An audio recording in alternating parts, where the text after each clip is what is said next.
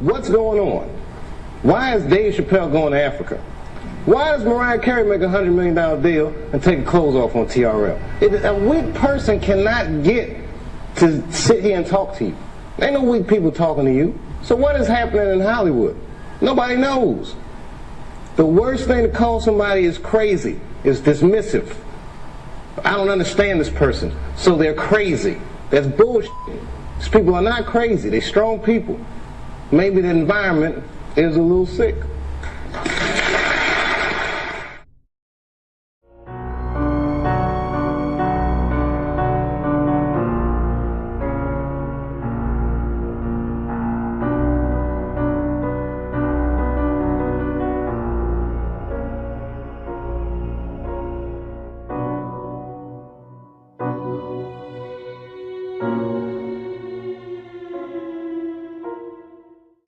Katy Perry started out really as a gospel singer, writing songs for the Christian community. She went to Hollywood, and she was getting nowhere. She was failing as an artist. If you look at her now, she basically faced the fact that, listen, you're either going to have to get into the Luciferian satanic part of this, or your career is going nowhere. So look at her now. Look at the satanic themes in her videos now. And now she's famous. Now she's making millions of dollars. Then you go to Lady Gaga. You want to see some satanic activity in a star that was made a huge star despite bizarre shows on stage, drinking blood out of hearts and things like that should disgust most people. There is Satanism all through Lady Gaga's videos, all through it. Stuff that should shock and disgust most people. There is no doubt in my mind, Tim, that to get in sectors of Hollywood, because there is a lot of talented people out there. There are a lot of extremely talented people that never make it in Hollywood. And they look at America's Got Talent. These people just come out of the woodwork, and they're phenomenal. But they never make it in Hollywood because they have to go through this, and you nailed it, they have to go through this screening process. Listen, if you want us to make you famous, you're going to have to engage in some of these sex acts. Maybe a motherfucker brings into a room and says, this $50 million, this pile of money, it's all for you. And when you try to grab it, he just throws his dick right on top of it. You're going to have to get into Satanism and Luciferianism, and they explain it as a higher level of thought, a higher level of energy. You know, they don't bring out a person in a red suit with horns and a tail. They present it really deceptively, and so that the person thinks that they'll get energy. But they also make it clear you will not succeed in this industry unless you cross that line and you accept Satanism and you accept this sort of activity and you accept the Illuminati side of Satanism, which is the one eye. You'll see all through Hollywood the covering of one eye. All over the place. That is an Illuminati symbol. It is a satanic symbol. That's right, the triangle with the hands. I'd encourage your viewers and listeners to go out and just do some Google image searches on Lady Gaga and some of these other people and just look, especially at the one eye signal that they're giving. It is rampant through Hollywood.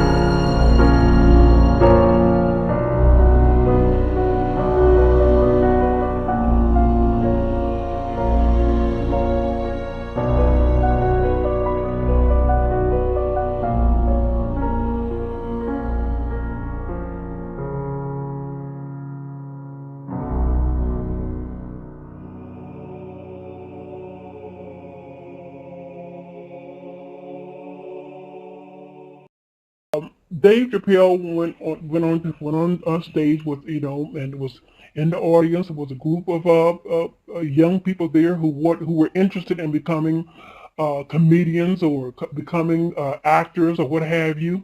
And Dave went there to to tell them about the business, about the Illuminati, because David felt that what they had said to him in the executive office, he wanted people to know what was going on, just as Martin Lawrence wanted people to know, just as Britney Spears wanted people to know, just as some of the stars here today want people to know about the Illuminati. Oh, man. Yeah, you guys can learn a lot tonight. What can they learn? Like you guys are students now, so you're idealists, but you don't know about what art and corporate interests meet yet. Just prepare to have your heart broken. Like, in a way, you see him laughing, that evil laugh?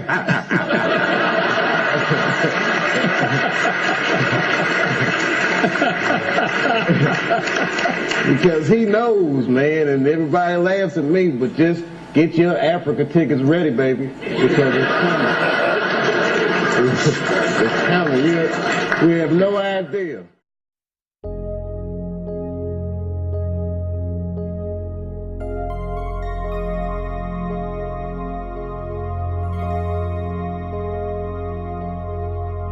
We have no concern for the masses, and as I said, that's why these people are so misguided in their fears that we want to have anything to do with them. A perfect world to us would not include most of these people that are so frightened of us, and perhaps our philosophy ultimately will lead to their removal, but in a way that they'll never understand. What's going to hit them is going to hit them so hard that they'll never know what hit them.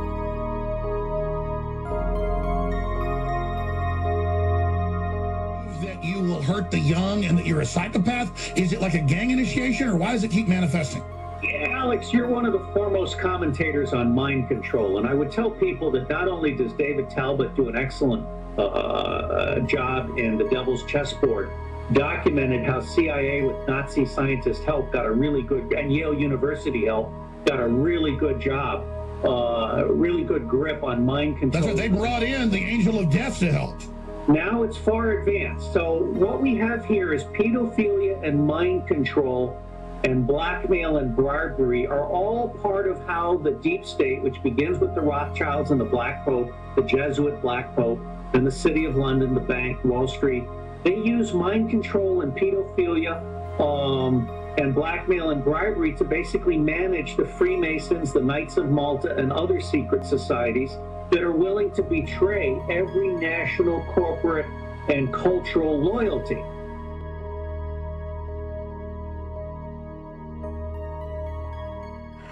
What I'm gonna speak on is the thing that's on my mind the most. You know what I'm saying? The thing that we all gotta deal with every day, but don't really know. The industry. The industry. Man, it's not the same. Doesn't have to do with talent, it's about playing the game. The industry. Real niggas is dying to get in. The industry, just to find they don't fit in.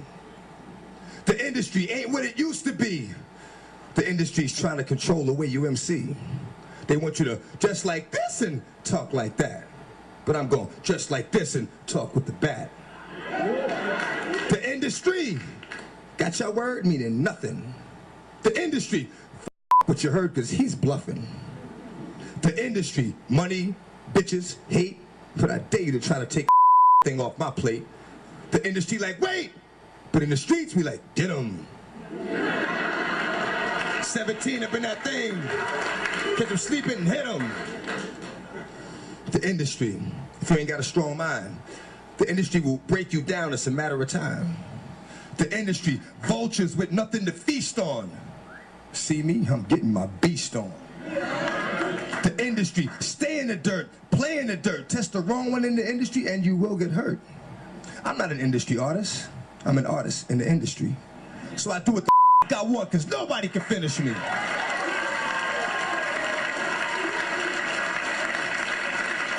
The industry, wanted, dead or alive, new artists to sell their souls in the way they survive. The industry don't give a about you. but the industry couldn't make a dime without you. The industry, I'm sick of this industry shit. The industry playing them like a industry bitch. They try to finish me quick, but I am long, so I stand strong. F a beat. Listen to the words in the damn song.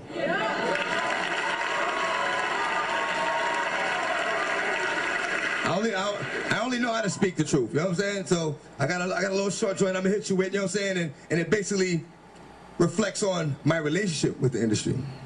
This is what it is. Often, my words fall on deaf ears. Motherfuckers be listening, but don't hear. Talking to a nigga, he be sitting right here. I be like, where you going? Nigga be like, yeah.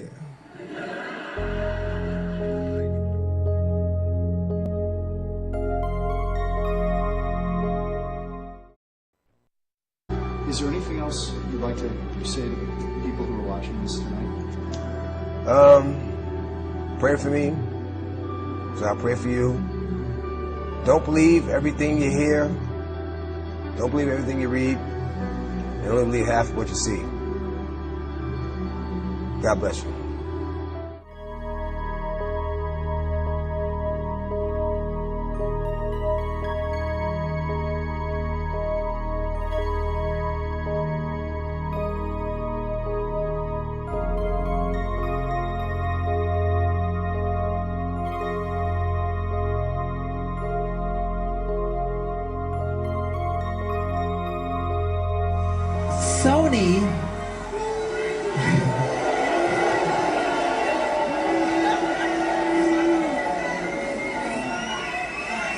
Sony, being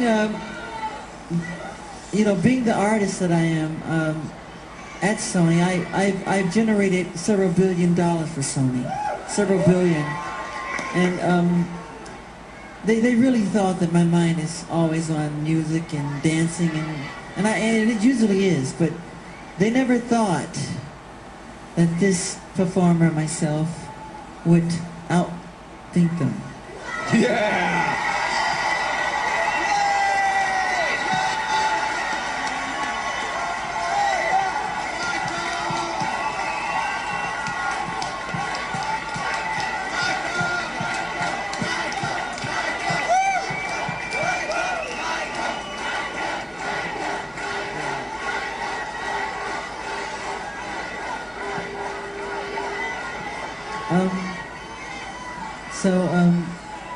We can't let them get away with what they're trying to do, because now I'm a free agent. Yeah.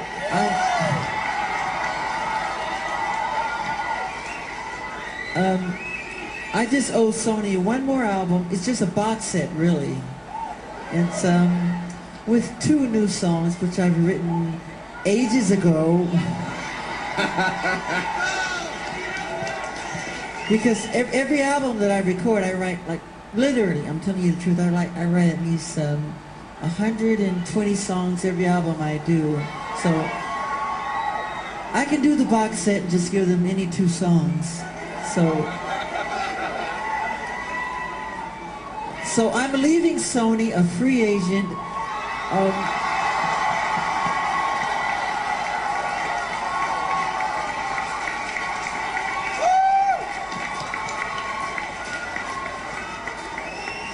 Owning half of Sony.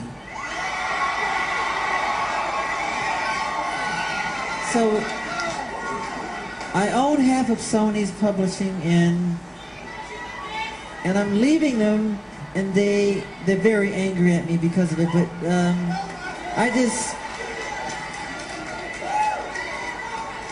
just did good business, you know. Tell him! Say it, Michael! Tell the story! But, so, the way they get revenge is to try and destroy my album.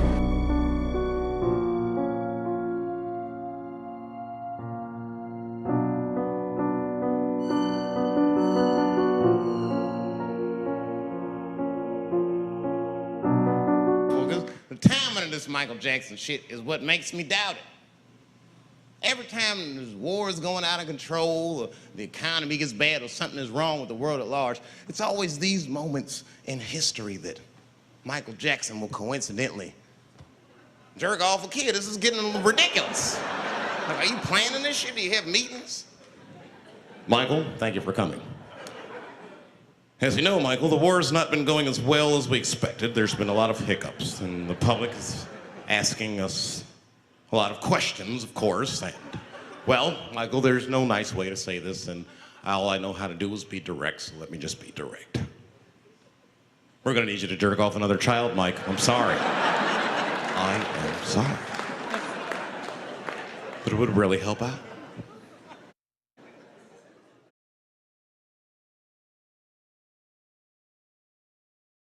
This is very important because throughout the years, black artists have been taken advantage of completely.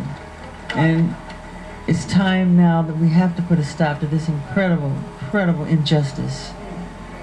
And like Mrs. Sharpton was saying, people from James Brown to Sammy Davis Jr., some of the real pioneers that inspired me to be the entertainer that I am. These artists are always on tour because if they stop touring, they would totally go broken. And it's been, the record companies really, really do conspire against their artists. They steal, they cheat, they do whatever they can, especially the black artists.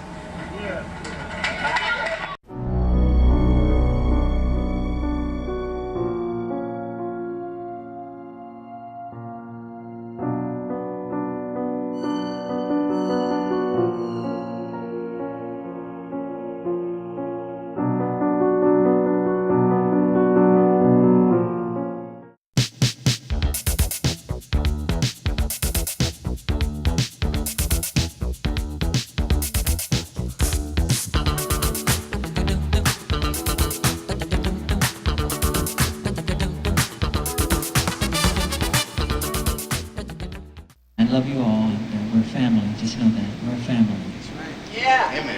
We have to bring love back into the world, to remind the world that love is important. Love is important. To love each other. We're all one. It's a message, and take care of the planet.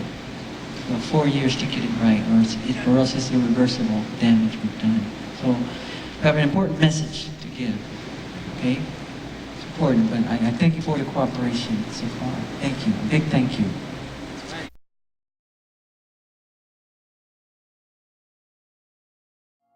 Can you see a time in your life ever when you won't be doing stand-up?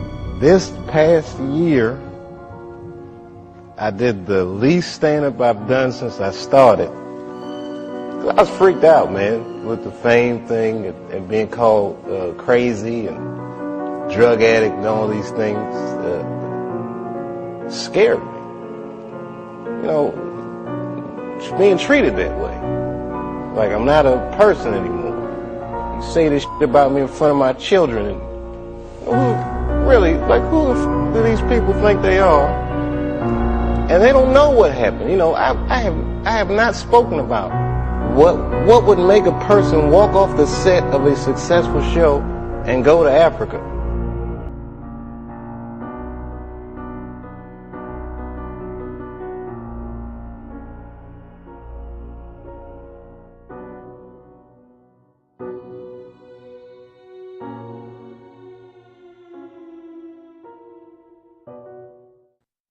I wasn't walking away from money. I was walking away from the perfect storm of bullshit. They told you I was in an insane asylum. They told you maybe he smokes crack. They told you everything but the truth. Maybe corporate America fucks with human beings like their products and investments. Maybe a motherfucker brings you into a room and says, this $50 million, this pile of money, it's all for you. And when you try to grab it, he just throws his dick right on top of the pile.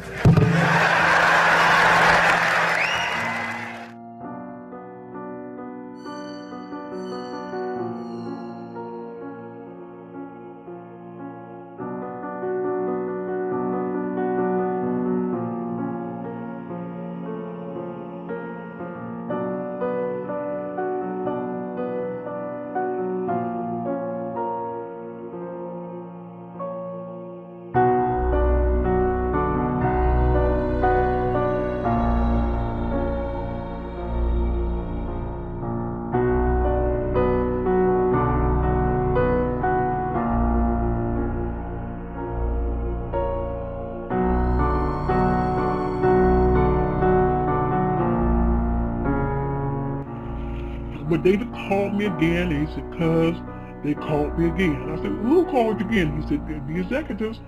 And he said, they want to talk to me one more time. And they're thinking about the possibility of me doing the Chappelle Show and doing it the way that I want to do it. I want to be, he said, because the only reason why I told them when I talked to them the last time that the only way I would do the Chappelle Show again would be if I did it my way. And it would be set up on my terms. And so I received a phone call and they want to talk to me about it.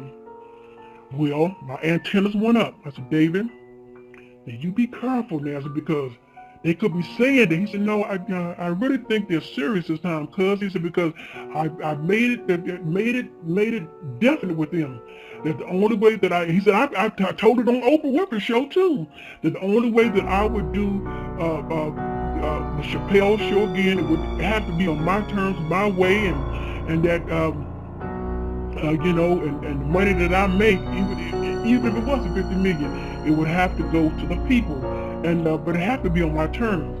So I said, okay, David. I said, well, do you trust him? David said, yeah. David said, well, I think I can trust him this time. So I said, well, David, whatever the situation is, please give me a call. He said, you know that's right, cuz. And so David left. We hung up. I should say we hung up. I have not heard from David. Not even today. I have not heard from David. Now, what I think is this. That Neil Brennan is a question mark, 100%. A question mark. I believe that David went there and they discussed it once again about the $50 million. And I believe Neil Brennan was somewhere in that office. I believe he was somewhere in that office. And then they told, I'm believing that they told David that they wanted him to see something. Just like they did Bernie Mac. Oh, yes, indeed. They took Bernie, let me stop on David for a few minutes. But they showed Bernie Mac, the cloning lab. And they showed Bernie Mac the cloning lab. And he went down and he saw how people were being cloned. And when Bernie Mac came back and told Steve Harvey and D.L. Hughley and a few others, and you know, that he saw the cloning lab and that something had to be done to stop that foolishness of what they were doing. Well, Steve Harvey and D.L. Hughley went back and told the top brass of the Illuminati, the Dark Circle, in the Dark Circle, and what they did, they killed him. Okay, so now let's go back to David Chappelle. I'm truly believing that they told David they had something they wanted him to see, and they took David to the underground cloning lab. And when they took David down there, and I think that I'm believing that before they took David down there, they promised David that they would go along with his deal, with David's deal, to get him to sign the contract. And I'm believing that David, you know, thinking that he would get back on the Chappelle Show, working with Comedy Central, that everything was going to be all right. And I'm believing that David signed that contract thinking that. And when he signed that contract, they wanted David to go and look at something else. It could have been maybe telling him that maybe it was a new studio or something of some kind or what have you. But they got David, after signing the contract, you can say in blood, and David thinking that he's just signing the contract because things were going to work his way. And then once he signed the contract, they took him someplace else, and the place that they took him to was to the underground lab. And when they got him down there, they cloned David. And when they clone a person, and I want you to do your research, it's not like cloning is not like when a woman gets pregnant and they either inject her or, you know, for her to have a clone or the baby girl, however that goes. It's not like that. Cloning today only takes a couple, maybe to several hours to be cloned. Well, this is what I strongly believe they did to David. They took him to this underground lab, and what they did is just smiling in his face and you know, just going along with David, so that David would not yield up or fight or this sort of thing. And they cloned him. And once they cloned David Chappelle, then they killed David Chappelle. Okay, and once they killed David Chappelle, that was it. Now they could do anything. It only takes a few hours to do this. And once they did this, then they had full control of this new Dave Chappelle. Now, some of you are thinking that when David first met with the executive, he signed his name in blood. I'm telling you all, no, he did not. When David first met, when they offered him the $50 million, no, he did not. No, he did not sign his name in blood. And I'm wondering if he signed his name in blood, you know, even with the second time he met these executives.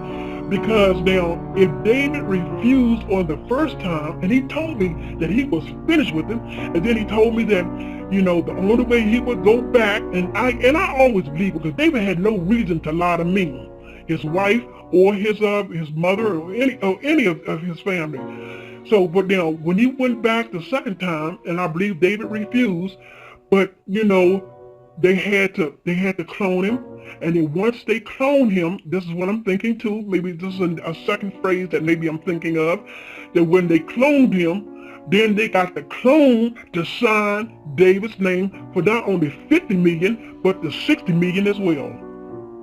Okay, and so this new person that you see out, and well, let me say this, I had not heard from David when he was supposed to have met with the executives the second time, and Dave promised me and assured me he would call me to let me know the outcome. I have not heard from David since. When I turned my television on and I saw this man there on some kind of show, and he had one pants leg rolled all the way down and the other one rolled all the way up, and they said this was Dave Chappelle. I said, Dave, who?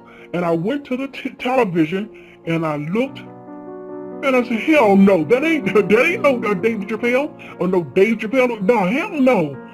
And so I got on the cell phone and I called my cousin David. And I called, the phone rang and it rang and it rang. I think it was maybe on the fourth or fifth ring that someone picked up the telephone and said, hello. I said, yeah, let me speak to David. And the person on the other end said, who are you? I said, I'm David Chappelle's cousin. And the phone clicked. It clicked, it went dead. So I called the number right back up again, and the phone rang, and it rang, and it rang. I never got in contact with David. Now, I called David's brother, William, you know, didn't get an answer from him either. I don't know what had happened, but I didn't get an answer from him. But when I saw this man on television with one pants leg all the way down and the other pants leg rolled up, I knew damn well that was not my cousin, not my Uncle William's son. Hell no. And when this new Dave had his pants leg rolled up, that was a symbol of the Masons. Now, David Chappelle was a practicing Muslim. My cousin Felicia, she's a practicing Muslim all the way. You see, you know, David has children that has Muslim names. Now, why would all of a sudden this David turn from Muslim to Mason? It didn't add up. Okay, and then when they began to show this new Dave pictures of him, and I knew doggone well that wasn't David Chappelle. When Martin Lawrence was in that chair, we talked about Blue Streak. I love that dude. He played a role in your life, I believe. How do you feel about him as a person, as an artist? Martin Lawrence is the guy that showed everybody you can make it from D.C. to Hollywood. And I had a personal stake in his success. Every time he did something, it made me feel inspired and really good. And he was always real nice to me. He'd sit me down, "What's going on with you, baby boy? What? We'd talk about comedy, whatever." And, you know, when we did Blue Streak, we were promoting it, and Martin had a stroke. He almost died. And then after that, I saw him, and I was like, "Oh my God, Martin, are you okay?" And he said, "I got the best sleep I ever got in my life." That's how tough he is. So let me ask you this. What is happening in Hollywood that a guy that tough will be on the street waving a gun, screaming, "They are trying to kill me"? Yeah. What's going on? Why is Dave Chappelle going to Africa?